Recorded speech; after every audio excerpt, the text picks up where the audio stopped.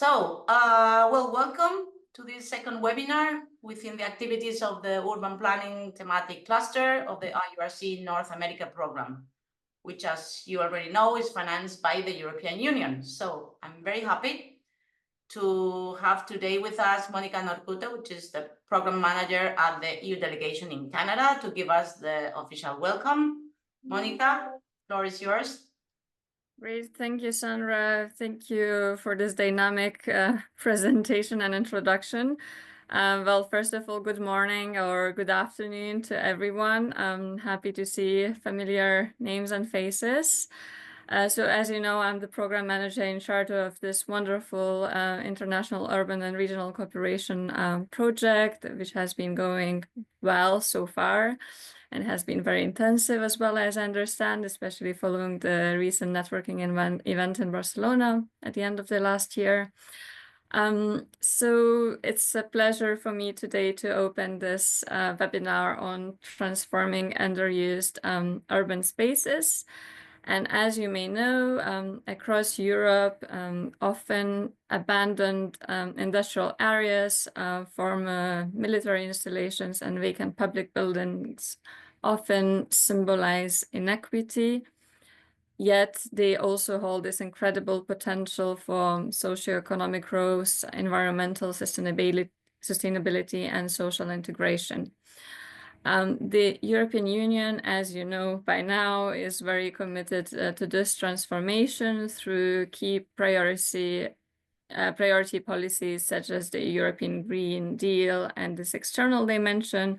And I would like to highlight that it's in the framework of this external dimension of the European Green Deal that we have projects like the International Urban and Regional Cooperation and other upcoming projects that you'll hear about soon enough.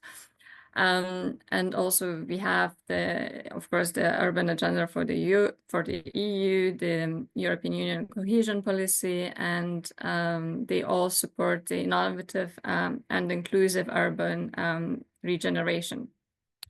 Complementing these efforts, we also have, and you may have heard of, the new European Bauhaus initiative, which is actually a creative movement that brings together art, culture, and sustainability aspect to reimagine and revitalize our urban environments. And I believe that today we'll hear inspiring success stories and maybe a lot of lessons learned from cities like Madrid, Dublin, Toronto, and Pavlos Melas. And I believe that these examples, they show how effective partnerships between public authorities, local communities, and private stakeholders can breathe in new life into forgotten and abandoned spaces. And just to welcome you once again, and thank you all for joining during this different time zones, different weather as well, I believe.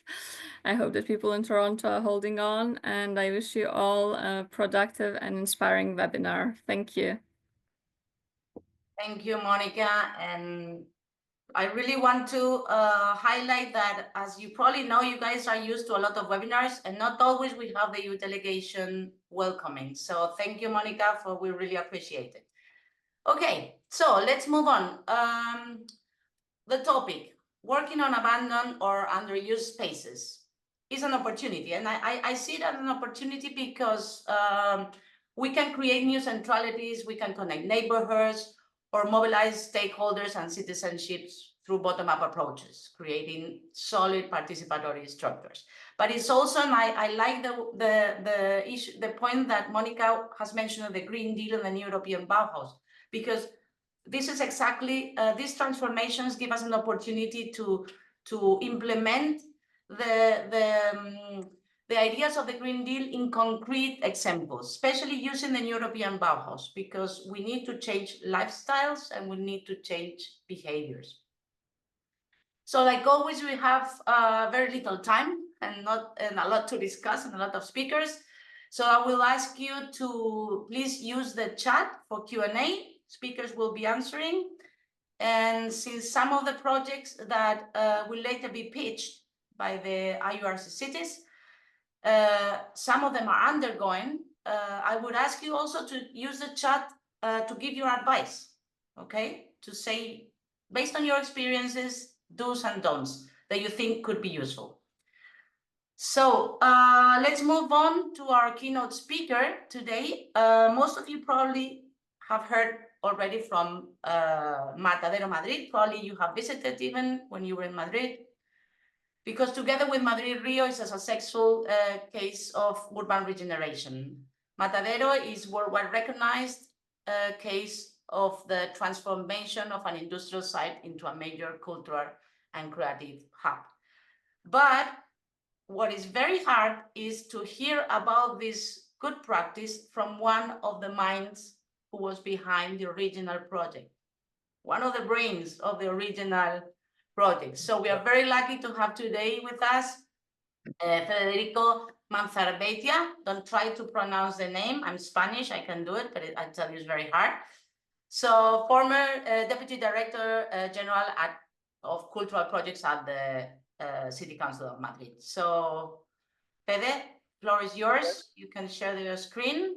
Okay, I take the control.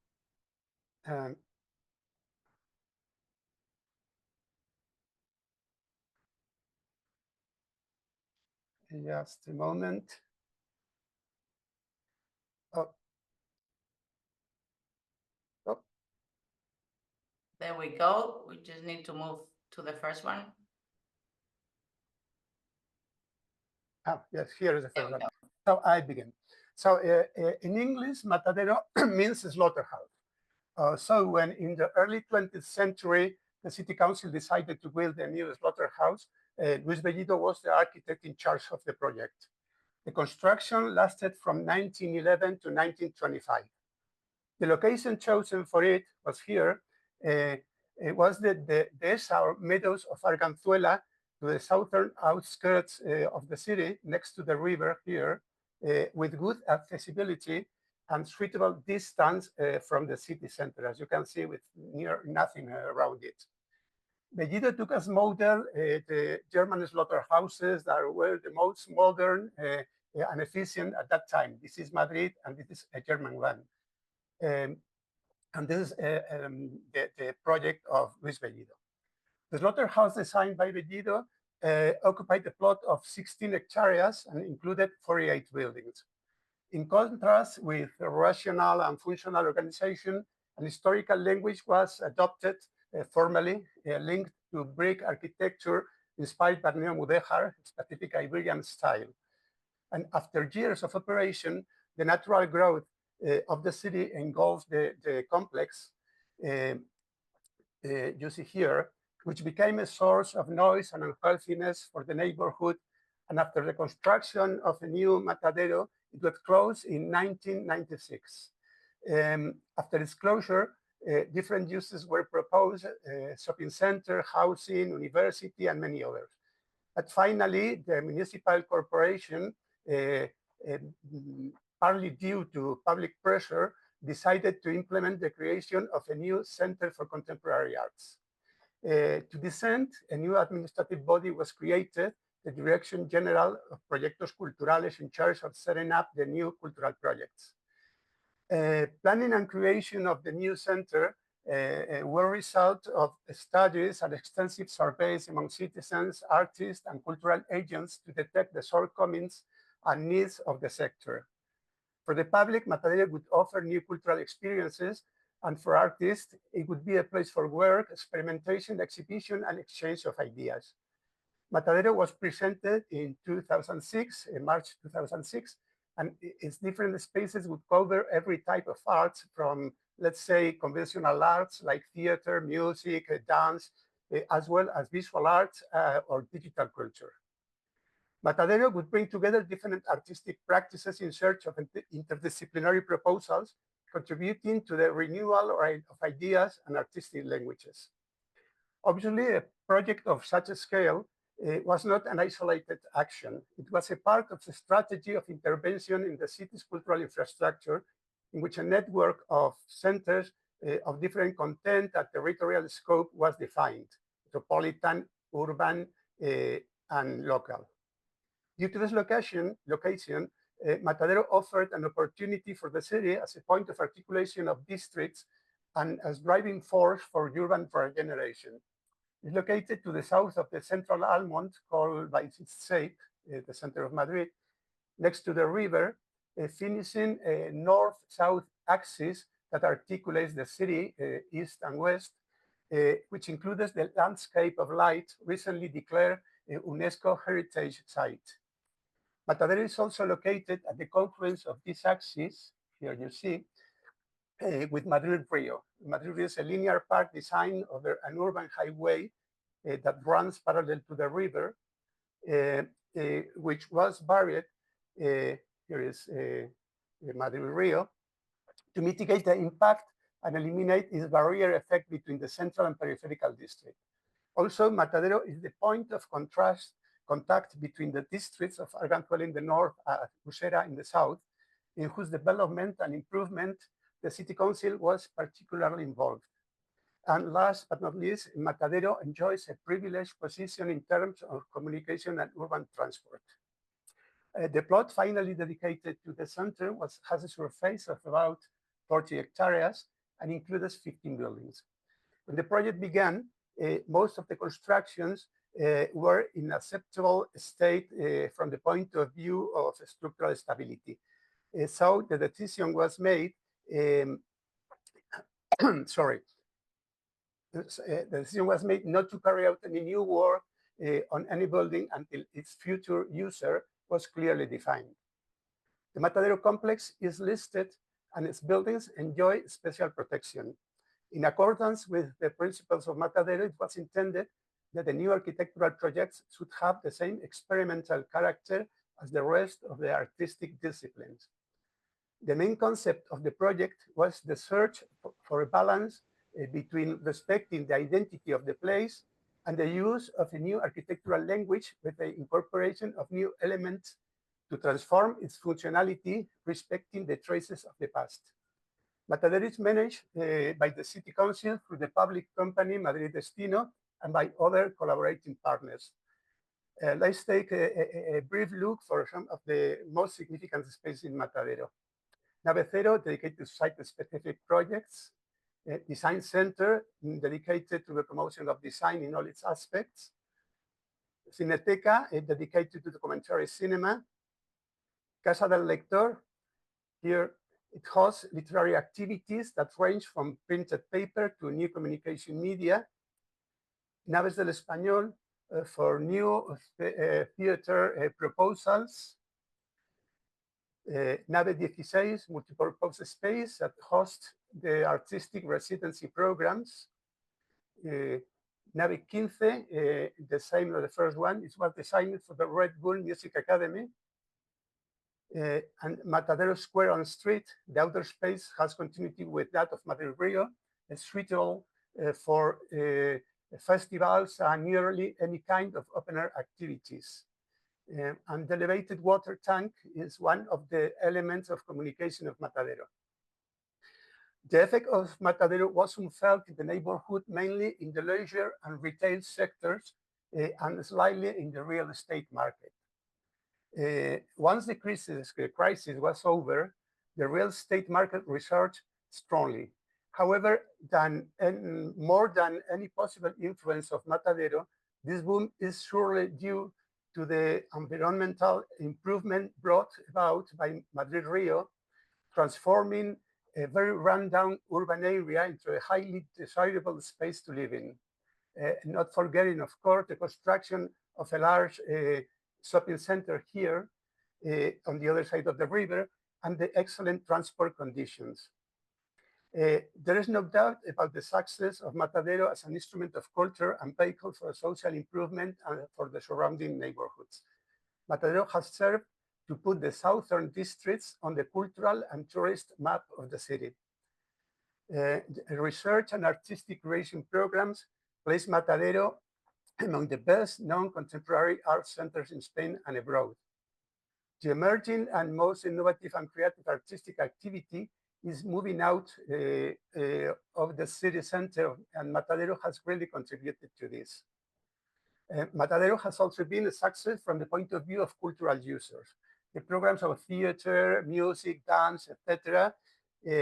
Are increasingly extensive and has a wider audience like the activities in the outdoor space with festivals, fairs, and markets. Looking to the future, Matadero sorry, needs to expand its facilities with, for instance, a large resource center with workshops, sets, exhibition spaces, documentation center, etc., or new spaces for artistic residences. And why not housing for residents, of course. And of course, it must continue and increase its cultural offer, trying to do so in the best conditions to a management that optimizes the collaboration between the administration and the private initiative. Another important challenge related to the environmental programs is the naturalization of the outdoor space to adapt it to the extreme climatic conditions of Madrid. Here is an artifact to get some shadow in summer.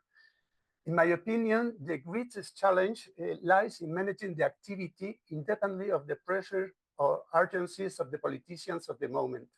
So obviously, culture is not neutral and will often be subject to ideological positions. However, they should always try to maintain the principles of independent experimentation and creativity, avoiding political pressures to incorporate managers guided solely by commercial interest with cultural proposals of little or no artistic interest at all. So perhaps the biggest problem is the lack of a duly approved master plan with the agreement of all the groups to ensure that future activities will be developed in accordance with the guiding principles of Matadero. Well, finished. All right. Thank you very much. I can't believe you did it exactly 10 minutes. Oh, amazing, amazing. You have wonderful pictures. This is so interesting. I personally, I'm super in love with this project. It's amazing. I really recommend you guys go to Matadero when you go to Madrid. Well, as we said, we're going to ask you to please place your questions on the chat. I just have one little question, Fede. I don't know if it's did you guys, because I know that there's been an important impact in the neighborhoods around Matadero, but do you have you suffer from gentrification in some of them? Is that a problem? In fact, as I told you, the effect of gentrification is not great. It's bigger the influence of Madrid Rio. All right. Okay. It's not so great. So okay. You told me about the impact in the neighborhood. Yeah, I think there are two programs in Matadero that are Media Lab and Intermediae that work with culture of proximity with the adjacent districts, and they have programs for children, young people, ethnical variety, and well, to integrate them through the culture. All right, all right. It's having great impact.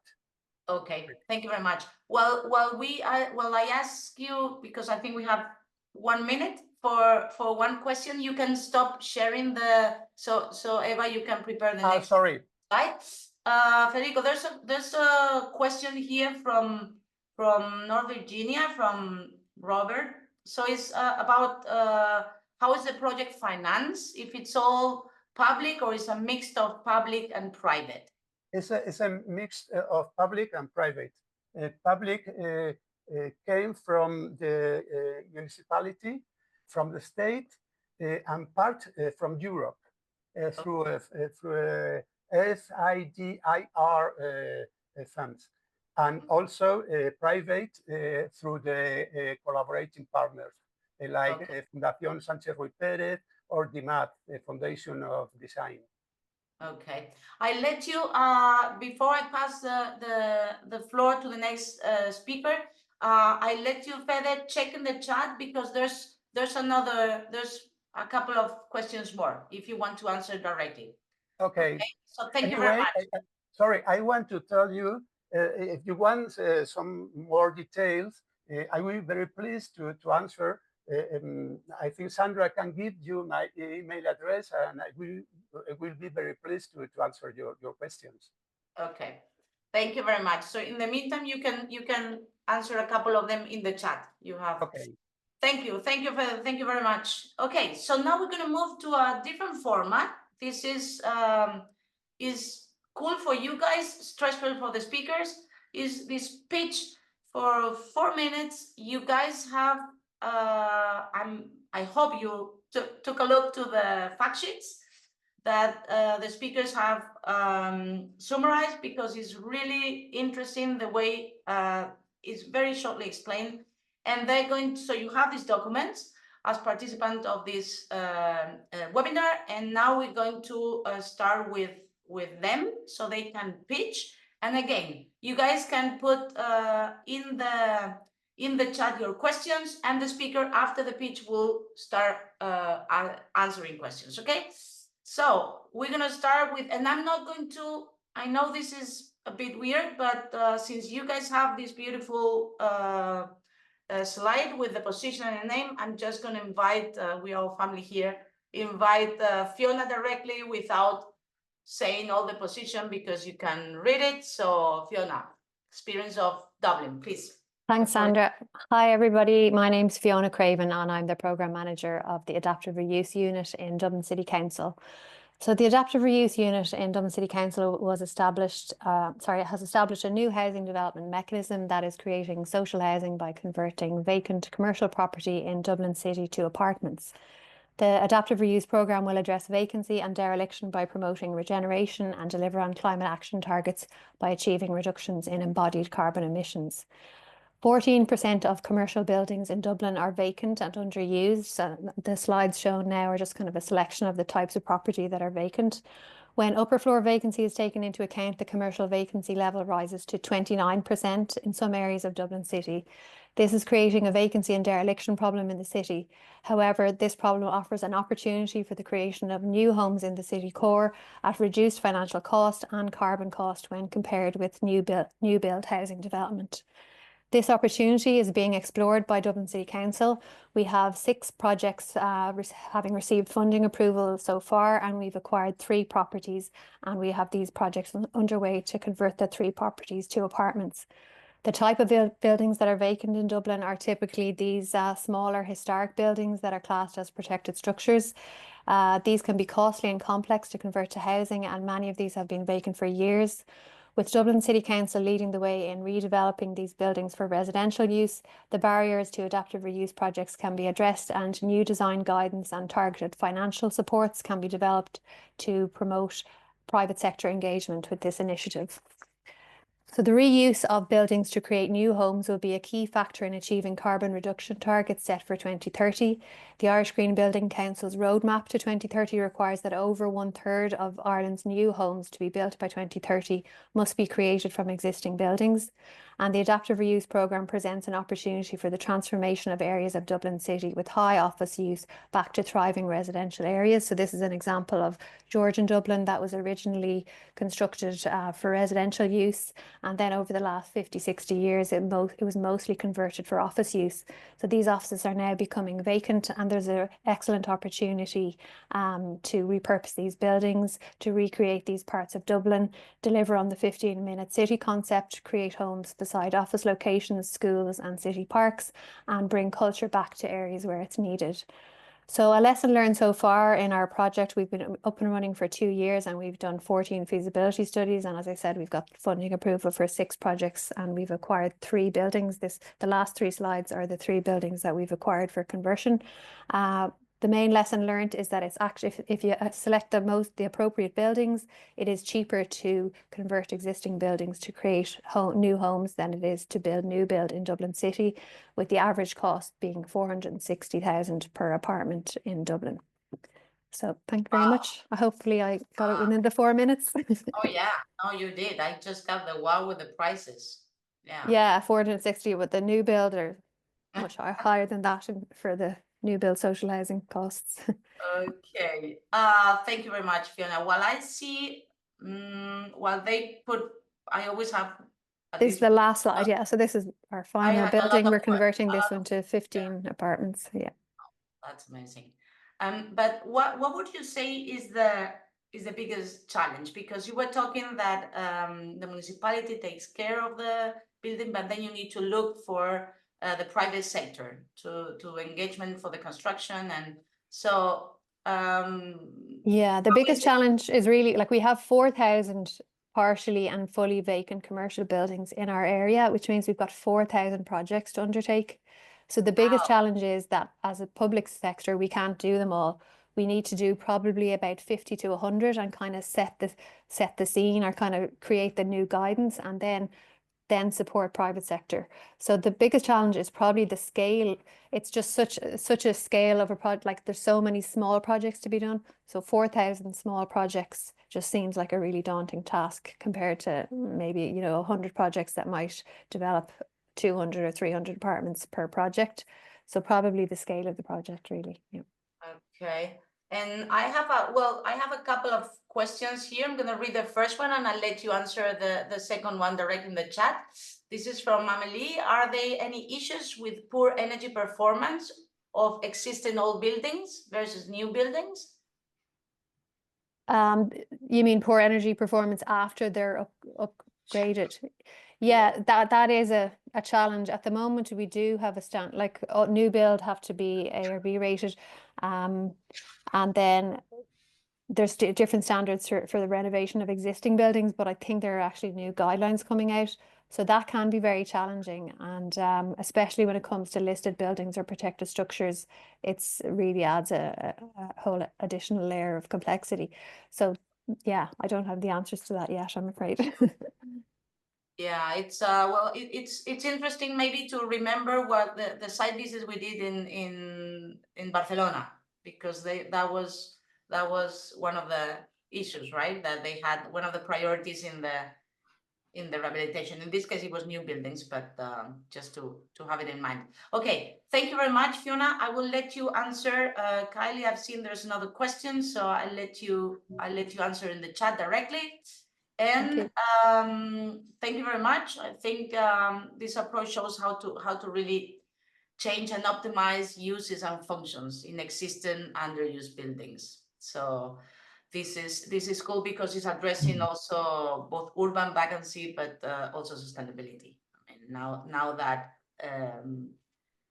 find a place to live is such an issue, all around.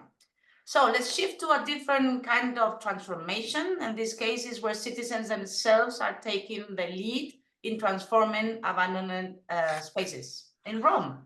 So Claudio, floor is yours. Hi to all. Yes, definitely it's another perspective of change and transformation of urban areas in the city. And yes, we have to explain that because because Rome has this characteristic of active citizenship, but we got a recognition from the European Commission through URBAC program in 2017, when Rome became good practice city for this kind of resilience, urban resilience, occupation of public buildings from the citizens or land. It is an older tradition that started in 70s of the other century, when citizens claimed back their rights to the city. And it is something that has remained. And when in 2017 there was this recognition, it was really a surprise for us, our Roman people, because we didn't know until then that Rome had this specificity. Yes, we know that it is a phenomenon in many other cities in the world, the use of public land as community urban gardens and occupation of public buildings. But this is really specificity of Rome, this strong activity of citizens associations. And of course, the public support is important. But from the very beginning, it was on the initiative of citizens. Occupation of public land, and Rome has got a lot of public green areas. You have to know that Rome is the largest agriculture municipality of Europe. 50% of its territory is agricultural area. More than 60% of green of the territory of the municipality is green space, public spaces. So this, of course, it was a favorable environment for the Roman people. And you can see some examples how these area were transformed, in particular in the last decades after economic crisis in 2008. This phenomenon was accelerated, and many people united in associations use this area. This is an example of a decade area that was transformed into a community urban garden. So what we can say in this regard, thanks to the Citizens Association, the city of Rome has carried out many projects. And of course, then the public support was crucial. For example, in the case of the building you saw, the building that was occupied for a long time from the citizens, thanks to the Next Generation EU fund, now it has become a good example of reuse of of an ancient building and reassigned to the same people that occupied, the homeless citizens that occupied the building. Now they have the opportunity to obtain from the city the building completely recovered and for housing, social housing. Sorry, Claudio, you need Yes, to, please. you have to accelerate because you're already out of time. Of course. Thank you.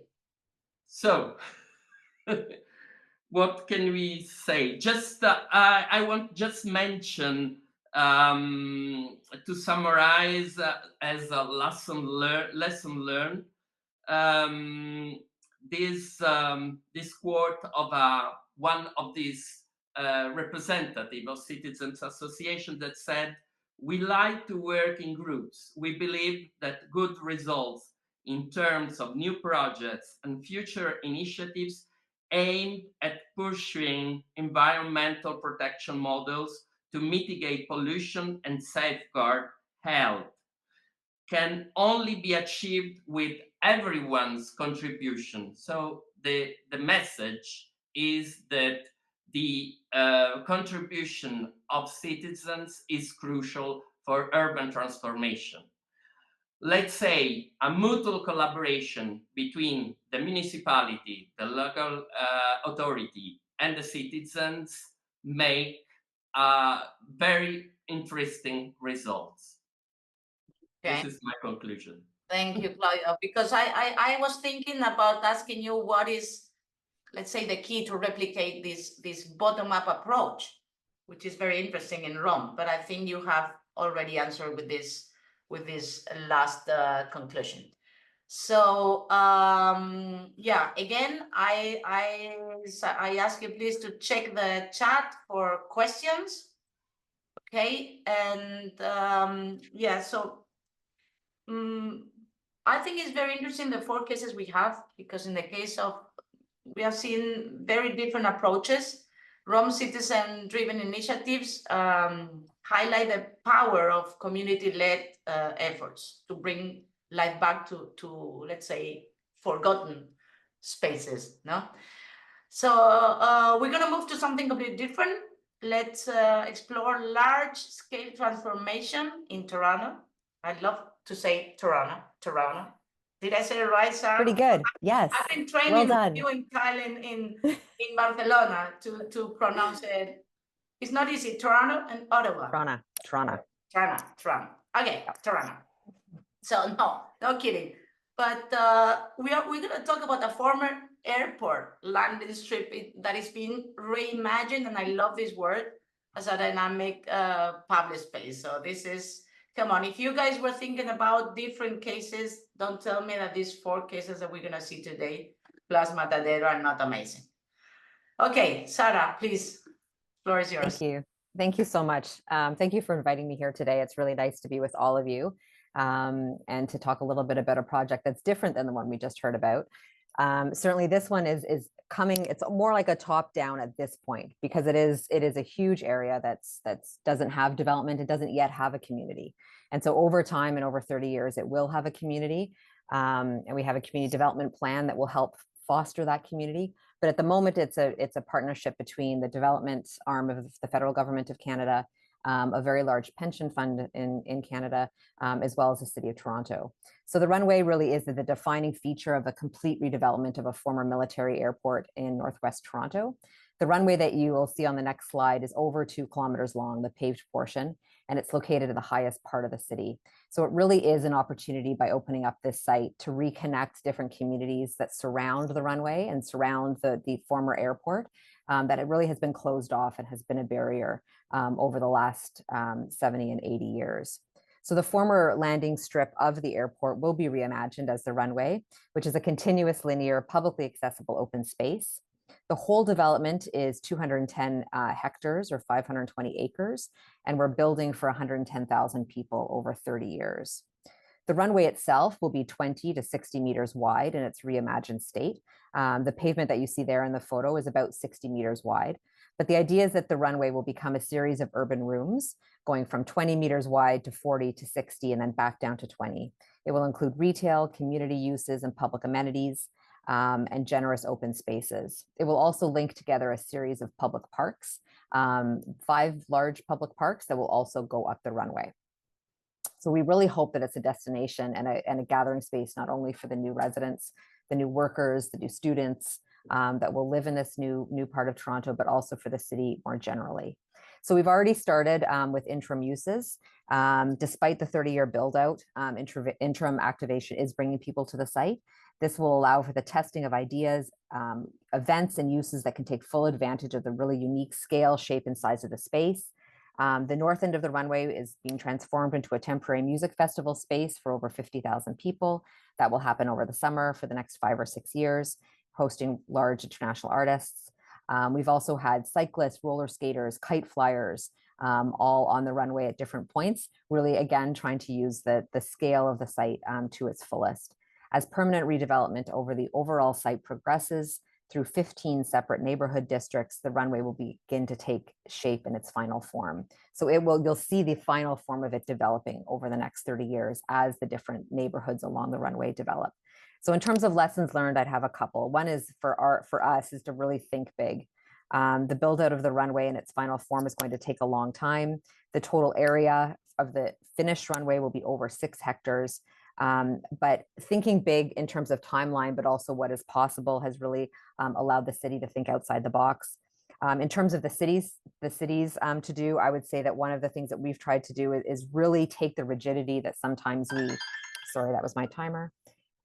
That sometimes we have on some of these projects. We're trying to let go of control and let the landowners and the 2 landowners in the area really experiment with different things. So we've really allowed a whole variety of uses that sometimes we wouldn't usually put together, to try to create some interest and try to create some dynamic energy coming out of the site as we lead up to its redevelopment. Wow, thank you.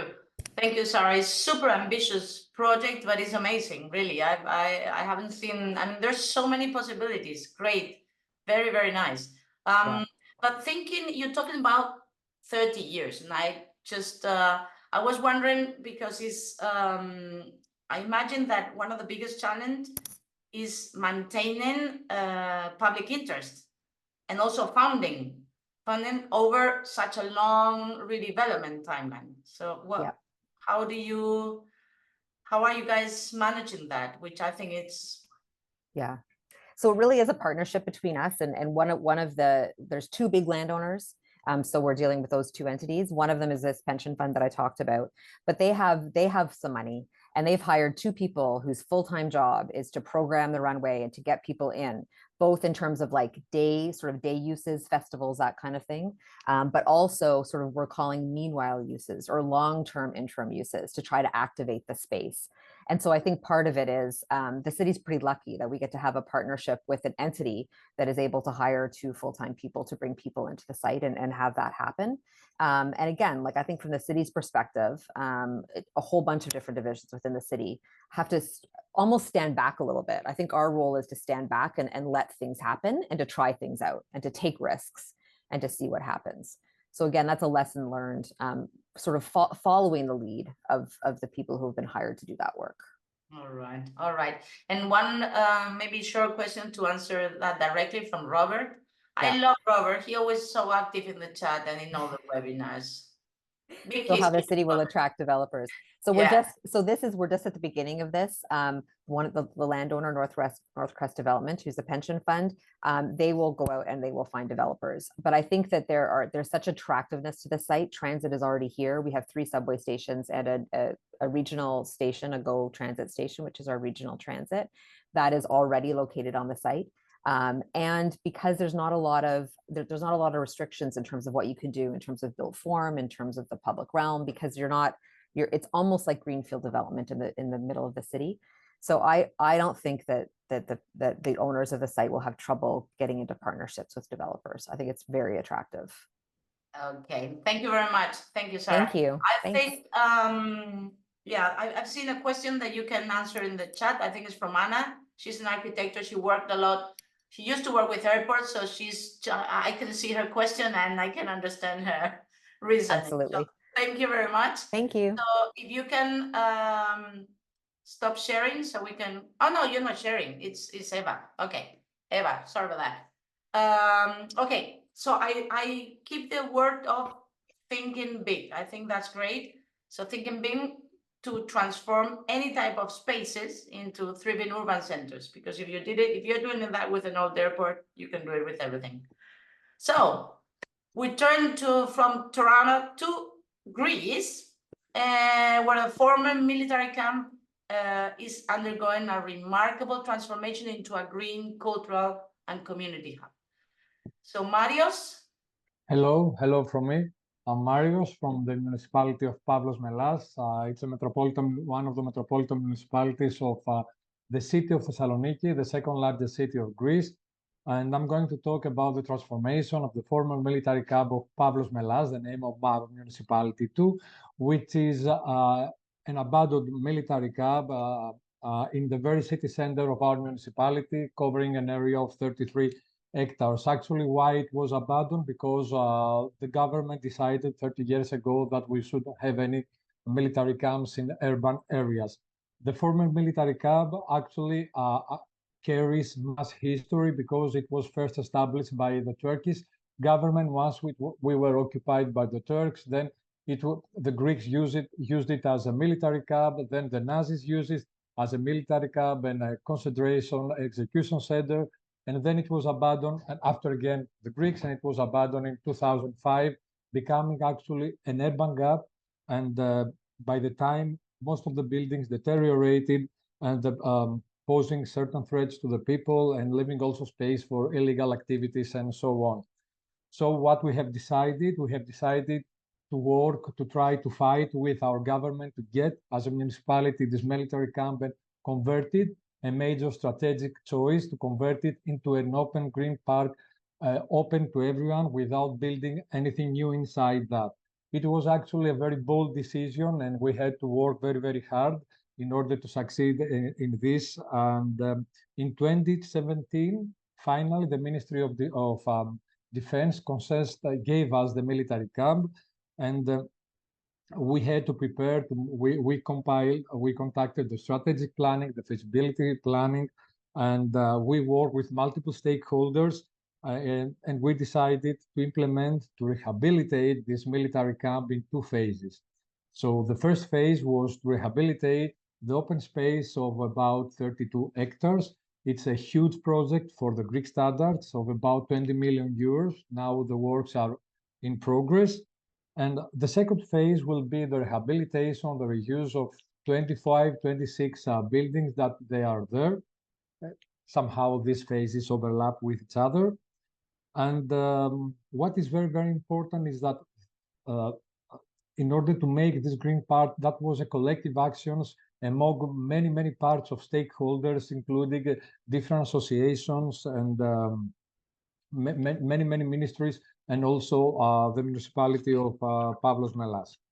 So what are the results? Actually, the works are in progress. So I would say that what we may expect from the military camp, it's to have a beautiful park in the very, very city center, in a very densely populated area that will bring significant positive changes to the area and to the community of the municipality of Pavlos Melas. We anticipate that this renovation, this rehabilitation will increase the value of the area and boost property prices, and also it will help us address critical urban challenges such as inadequate spatial planning and limited green spaces. It's a huge problem actually for the Greek cities, and actually it will help bring more nature into the city, something very important. Support also urban biodiversity, increase the green area and green area per capita, support climate change mitigation, making the military camp or the Metropolitan Park now of Pavlos Melas to act as a CO2 sink. And what we have also decided, apart from being a very big park, we wanted some uses to be established there. So we will establish the new municipal hall, 3 museums, 1 archaeological and 2 other museums of Greek defense will be established there, and along with some restaurants, some gymnasiums, some incubators and environmental center. What we wanted to do is to give to offer many choices to people and make them come anytime in this metropolitan park once it will be ready. So it will remain vivid and active along the whole day. It was not an easy project. Actually, we had to convince many people to help us, to come with us, to work together. We had also to convince the different directorates of my municipality to work together in order to succeed in that. So it was something new. They didn't really, in the very beginning, many of them were not very willing to go into that. Finally, we did it. And what we learned is once we cooperate together, once we work together, we can succeed in many projects. We think that this project made us believe that we can make many future projects, other ones, proving that teamwork, creativity, and long-term planning can lead to great results. Finally, I just want to say that this project make the local community get some trust in us again, because they see that something new is happening in our place. That's it from me, Sandra. I hope I was somehow in time. Thank you. Well, more or less, I have to confess that after my analysis, the only ones that were not able to fulfill the pitch were the Mediterraneans. So Marios and Claudio, which I understand because I'm Mediterranean too. But look at that. But you guys did really good. Thank you very much. I know this pitching thing is really cool, modern, but it's super stressful for the speaker. So thank you very much. Well, before, one question from my side, just to finish. I don't know if there will be more before we pass to the next. Well, no, let me ask the people first, because I would like you guys, just one idea that you got, something you think, hey, this was impressive, or this was insight that I'm taking. It would be great if you guys share with us that in the chat. And I also invite the speakers to do that. So you guys can do that as well. While you're doing that, I will ask Marius, because when we are talking about a land where the property belongs to a different government scale, to a completely different competence, like is in this case is defense. So how are you guys, or how did you overcome all the bureaucratic and institutional barriers? Because yeah. So what we had to do was to provoke and invite different stakeholders from different levels of administration in order to be with us. So in our team, it was not only municipalities. We had prefectures, we had ministries and everything. And anytime we had the right person to the right position to talk for this project. That was the main case. It was a collective action, I would say. And we have critical stakeholders because it was normal, because it's a critical project for the whole country. And what we needed to do, actually, we had to work very hard in order to have a mature project. That was a key success factor. It's not that we went to the Ministry of Economics to say we want money. We had a very, very mature project with many, many technical studies. And we went there saying, we are ready, give us the money, believe in us. So I think that was a key success factor, Sandra. All right, yeah. That's interesting. That's like creating the fan club before yes. And the right people to defend the project. Well, thank you very much. I see already some insights. Thank you. And please keep writing some insights while we move on. If I would have to, I would have a lot of learnings, but I would say that if you guys think about it, the transformation of underused spaces is no longer just about urban renewal. It's like a critical strategy for sustainable development, social cohesion, and actually economic resilience. Because the 5 cases today have illustrated how diverse urban contexts can be adapted to serve new needs and uses. So yeah, really very, very interesting. I see some I don't know if you guys are reading the comments, because I think they are really good. They're really good. It's contrast being that's true. The contrast between big, large-scale projects in Madrid and Toronto and Thessaloniki compared to cumulative impact, like the cases of Rome and Dublin. Yeah. And require partnerships. That's key, and community and participation, and yeah, that's what I said it at the beginning. I think the new European Bauhaus concepts would fit perfectly in all these type of projects. And Fiona, I think there's an element of daring and bravery required to take on progress this year. Bravery, mainly bravery. Yeah. All practices, okay, you guys are all right. All practices show that in order to approach success, the establishment and operation of an efficient team, yeah, exactly. And that's, Sarah was mentioned that there has to be a team dedicated. And we always say that when we talk about also in general, now is the capacity building, the right capacity. Inside Toronto's thought out programming on the site during the 30 years it will take to implement the final project. Yeah, need good programming. And I'm remembering some words that Federico was saying about Madrid, that is kind of linked to this last insight from Veronica, and it's about the need of a master plan. And when you have a master plan, then no matter, because for these long-term projects, no matter who is in the government, but you have a master plan that you have to fulfill. So I think, right, Fede, it was with the compromise of the group, political groups, Exactly. to ensure the principles. Yeah, because that serves the original ideas of the project, no matter who is in the government, which political party is there. So yeah, I think that's a very good one. Okay, one more thing. I know you guys don't like this, but please do it. Answer. It's a very short survey that I think Eva or Anna, can you put it in the chat? Yeah, and maybe answer that now or when we finish. That would be great.